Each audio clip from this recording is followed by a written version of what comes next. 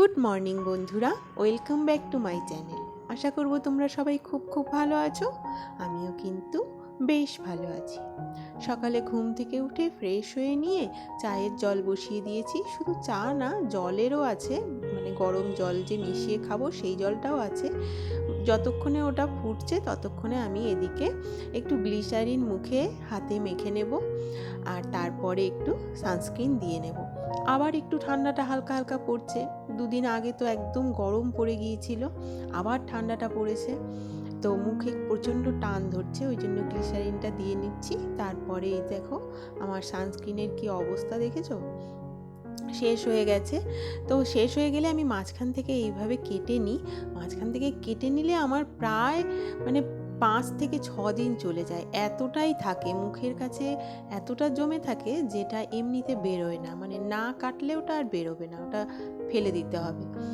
তো ওই জন্য আমি কেটে নিই, কেটে নিয়ে ওইভাবে আমি পুরো এয়ার টাইট করে রেখে দিই।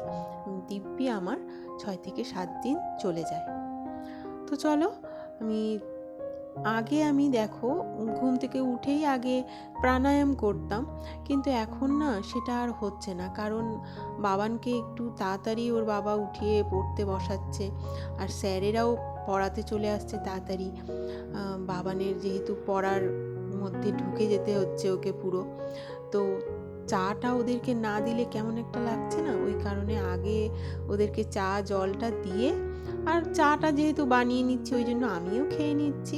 খেয়ে নিয়ে তারপরে আমি প্রাণায়াম করতে বসছি, নইলে রুটিনটা একটু এদিক ওদিক করতেই হয়েছে। বাবানের তো ফাইনাল পরীক্ষা দেবে, এবছর না সামনে বছর দেবে, তো যাই হোক প্রিপারেশন তো নিতেই হবে ভালো করে, ওই কারণে। তো তারপরে আমি প্রাণায়াম করতে বসে গেলাম। দেখো আজকে যেটা বলবো, আমার খুব মন খারাপ হয়ে যায় জানো। যারা সত্যি শাশুড়ি মার মন থেকে ভালোবাসাটা পায়, তারা সত্যি আমার মনে হয় খুব ভাগ্যবতী, তাই না? তোমরা কারা কারা শাশুড়ি মার মন থেকে ভালোবাসাটা পেয়েছো আমাকে একটু কমেন্ট করে জানিও তো। তোমাদের তাহলে ব্লগটা আমি দেখবো, শাশুড়ি মার সাথে তোমাদের সম্পর্কটা কীরকম দেখবো। আমার এটা সত্যি আমার জীবনের সব থেকে বড় আফসোস, কি আর বলবো, কিছু করার নেই।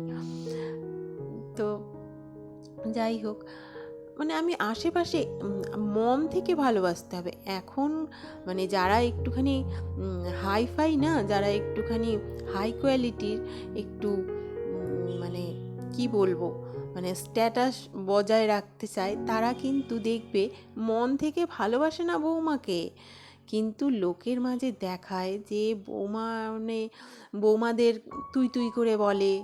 এখন এটা একটা ফ্যাশন এসছে, বৌমাদের তুই তুই করে বলে, আর দেখায় যে হ্যাঁ কত ভালোবাসে, কত একদম নিজের মেয়ের মতো, কিন্তু মনে মনে কিন্তু আবার পিঠ পিছে কিন্তু নিন্দা করতেও ছাড়ে না, আর হিংসে করতেও ছাড়ে না।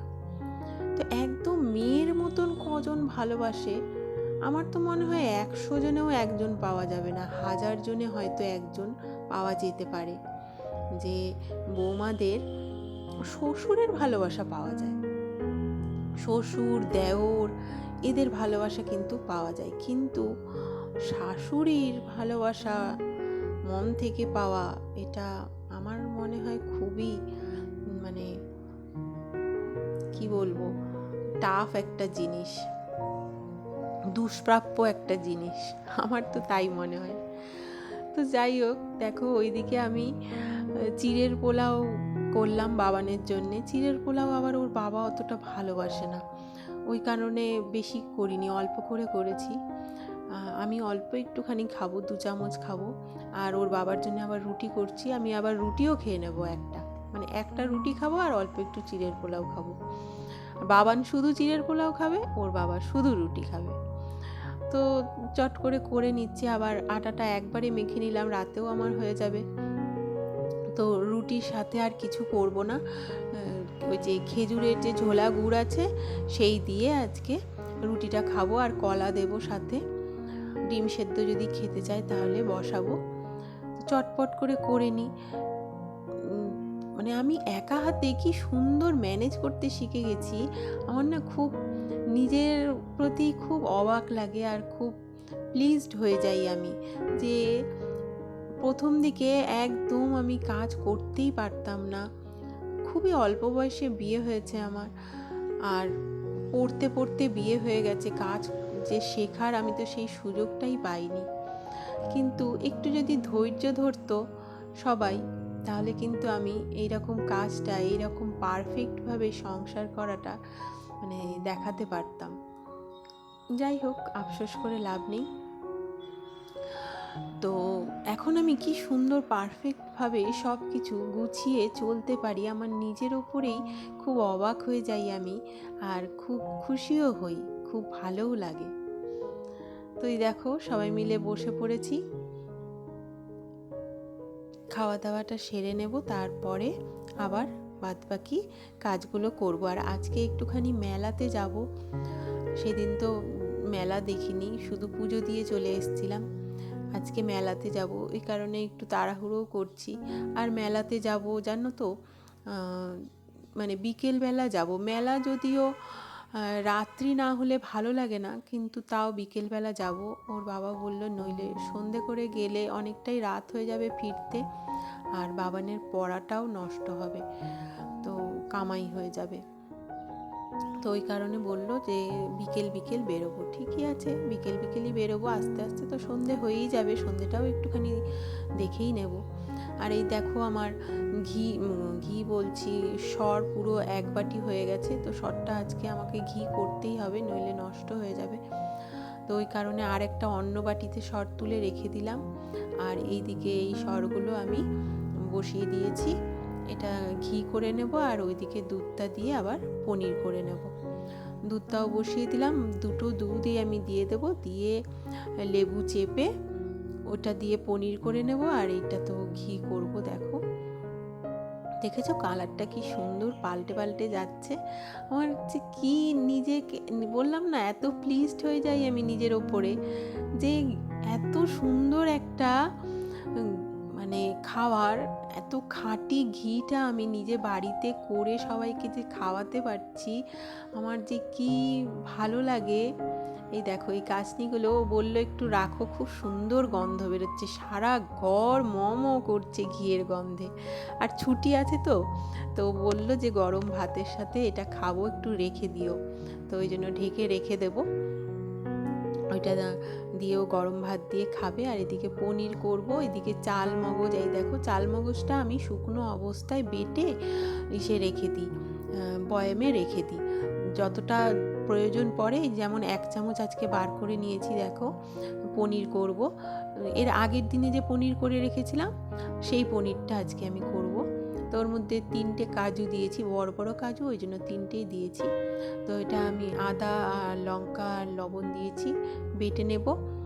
একটুখানি বাটা হয়ে যাবে, তারপরে এর মধ্যে টমেটো দিয়ে দেবো, হাফটা বড় সাইজের হাফটা টমেটো দিয়ে দিলাম।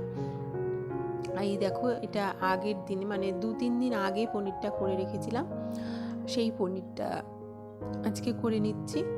আর ওই পনিরটা এখনও তৈরি হয়নি, তৈরি হতে দিয়েছি, পরে তোমাদেরকে দেখাবো যে কিভাবে হলো। আর এদিকে চাল ধোয়া জলটা আমি জগের মধ্যে রেখে দিলাম, পরে গাছের মধ্যে দেব।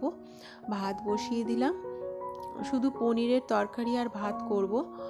আর শাশুড়ি মা দিয়ে গেছে হচ্ছে মাছের তরকারি, আর হচ্ছে কি দিয়েছে ওটা, বোধহয় নিম বেগুন, নাকি নিম বেগুনই বোধহয় দিয়েছে। তো যাই হোক, আমি এদিকে চট করে পনিরটা করে নিয়ে গুছিয়ে নিই। একটুখানি যদি রেস্ট না নিই না দুপুরবেলা, তাহলে আর মানে এনার্জি পাবো না, মেলা গিয়ে সেই ঝিমোবো। তো ওই কারণে আমি চটপট করে একটু তাড়াহুড়ো করেই করছি। আজকে আর মুখে কিছু মানে স্কিন কেয়ার করতে পারবো না, থাক, বাদ দিলাম, কালকে করব। তো গাছে আমি এই চাল ধোয়া জলটা দিয়ে দিলাম। আর এইদিকে দেখো, এটা প্রায় ঠান্ডা হয়ে গেছে, মানে ঠান্ডা হয়েই গেছে, 90% ঠান্ডা হয়ে গেছে, একটু উষ্ণ উষ্ণ আছে। তো এই কাচের কন্টেনারে ঢেলে আমি এটা মুখটা আলগা রেখে দেবো, ঠান্ডা হয়ে যাবে। আর এই যে ঘিয়ের যে বাটিতে ঘিটা লেগে আছে, একটুখানি ছিল 1/2 চামচ মতো, সেটা আমি পনিরের মধ্যে দিয়ে দিলাম। অসাধারণ ও বলছে যে এত সুন্দর গন্ধ বেরোচ্ছে, আসলে বাড়িতে তো থাকে না, ছুটি আছে, ওই জন্য বাড়িতে আছে। তো বলছে যে এত সুন্দর গন্ধ বেরোচ্ছে, সারা ঘর ওপর দিয়ে নিচ দিয়ে একদম ঘিয়ের গন্ধে ম ম করছে। তো ওইগুলো আমার শাশুড়ি দিয়েছে। ডাঁটা, আলু, পটল দিয়ে মাছ করেছে, ওটা বাবান খাবে না, তো ওর জন্যে কাঁচা মাছটা দিয়ে দিয়েছে ওকে। আমি বাবানকে ওটা খাওয়ার সময় মাছটা ভেজে দেবো। আর এই দেখো আমার পনির তৈরি হয়ে গেছে। এটা আবার আমি হয়তো দেখি কবে করি, সোমবার বা মঙ্গলবারে করব। বাবান যেহেতু মঙ্গলবারে নিরামিষ খাচ্ছে, তো এটা মঙ্গলবারেই করব, রেখে দিই। এই দেখো মাছটা ভেজে নেব। একবারে আমি স্নান করে চলে এসেছি, বললাম না আজকে একদম প্রচণ্ড তাড়াহুড়ো করছি, ওই জন্য স্কিন কেয়ার কিচ্ছু করলাম না, স্নান করে চলে এসেছি। চুলে একটু শ্যাম্পু করেছি, মুখে সিরামটা দিয়ে নিলাম, একটুখানি সিরামটা ভালো করে থপথপ করে লাগিয়ে নিলাম, তারপরে একটুখানি সানস্ক্রিন দিয়ে নিলাম। একবারে সানস্ক্রিনটা দিয়ে নিলাম, বেরোনোর সময় শুধু একটুখানি আমি 20 থেকে 25 মিনিট একটুখানি শোবো, রেস্ট নেব, তারপরেই উঠে পড়বো, কারণ এখনও আমার পুজো দেওয়া বাকি আছে, খাওয়া দাওয়া বাকি আছে, টেবিল মোছা বাকি আছে। তো আমি প্রায় ধরো ওই আধ ঘন্টা মতন শোবো, তো ওই জন্য একবারে সানস্ক্রিন দিয়ে নিলাম। বেরোনোর সময় শুধু ওপরে একটা ময়শ্চারাইজার দেবো, ব্যাস, আর কিচ্ছু দেবো না মুখে। আমি তেমন মেকআপ করতে পারি না, মেকআপ করতে আমার ভালোও লাগে না, মেকআপ করলে আমার স্কিনে শ্যুটও করে না, স্কিনে মানে ব্রণ বেরিয়ে যায়, র্যাশ ব্রণ বেরিয়ে যায়, ওই জন্য আমি মেকআপটা করি না। এমনি আমি যা আমাকে ভগবান দিয়েছে আমি তাতেই সন্তুষ্ট, ওইটুকু নিয়েই আমি ঠিক আছে, এইটুকু যদি আমি ধরে রাখতে পারি তাহলেই আমার অনেক, এতেই আমি খুশি। তো চলো, আমার পুজো দেওয়াও হয়ে গেল। গুড ইভিনিং বন্ধুরা, আমি উঠে পড়েছি, উঠে ওদিকে চা বসিয়ে দিয়ে এসেছি আমি, আর এদিকে রেডি হয়ে নেব, যতক্ষণে জলটা ফুটবে ততক্ষণে আমি রেডি হয়ে নেব। জাস্ট ময়শ্চারাইজার দিলাম, একটু কাজল পরেছি আর লিপস্টিক আর টিপ, ব্যাস আমি রেডি।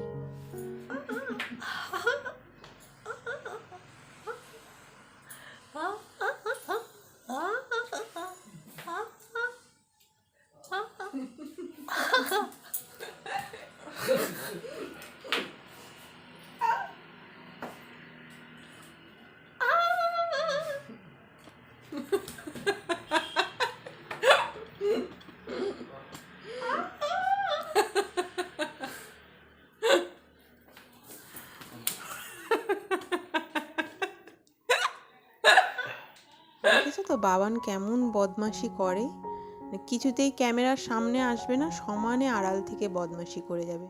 তো যাই হোক, এই দেখো মেলায় ঢুকে পড়েছি। মেলা ঘুরতে আমার দারুণ লাগে, জিনিস তেমন আমি নিই না, কারণ এখান থেকে কসমেটিক্স নিই না কোনো।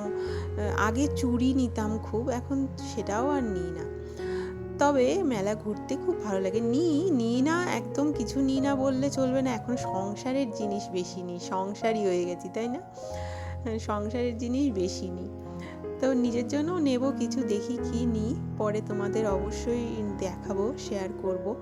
কাপ নেব আগে, মেলা আসলে আমার বর কাপ নেবেই, মানে কাচের এই যে গ্লাসগুলো, কাপগুলো, আর এই দিকে এইটা আমি নিই, যে হরেক রকমের পাঁপড় থাকে, এটা আমি নিই, আর আচার, এই দুটো জিনিস আমার নেওয়া মানে নিতেই হবে, এটা আমার খুব ভালো লাগে মেলায় আসলে। আর একটা ওই যে আদা টাদা থেতো করার জন্যে লোহার আছে, লোহারটা নেব না, এইটা নেব, লোহারটা আমার আছে কিন্তু লোহারটা মানে ভালো লাগে না আমার, এইটা ভালো লাগে, এইটা নেব। আর পাপড়ি চাট নিয়ে নিয়েছি, পাপড়ি চাট আমার খেতে খুবই ভালো লাগে।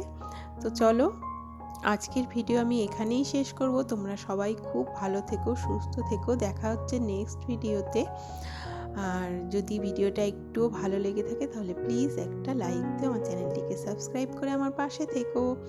এই দেখো কাদের জন্য, সবার জন্য নিয়েছি, কি বলো তো, ননদের ছেলে, দেওরের মেয়ে, দেওর, যা, শ্বশুর, শাশুড়ি, প্রত্যেকের জন্যই কিছু না কিছু এনেছি। খাওয়ার জিনিস নিয়েছি হচ্ছে ভাক্কা, আর হচ্ছে বাদাম নিয়েছি, আর এদিকে পাঁপড় ঠাপড় তো নিয়েছি, সবাইকে দেবো, প্রত্যেককে দেবো কিছু না কিছু।